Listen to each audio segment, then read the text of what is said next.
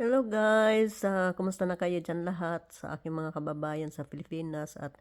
hi dito sa Norway guys ay sobrang lamig na guys. So ayan nyo guys, nakikita nyo na nag-ano ako ng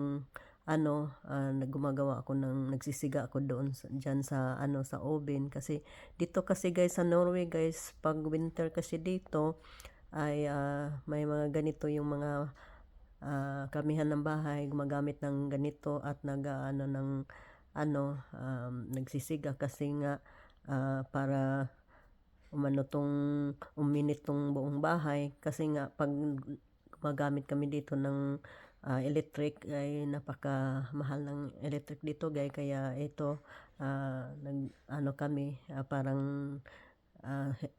tulong na din yan na hindi tataas yung namin bill namin sa electric kaya gumagawa kami ng siga dyan sa oven na yan. So super lamig na kasi dito sa Norway guys kaya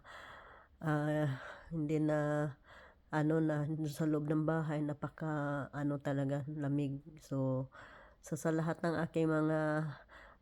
mga subscriber at sa mga viewers ko, marami pong salamat sa panood ng aking video at lagi kayong mag-iingat dyan and God bless.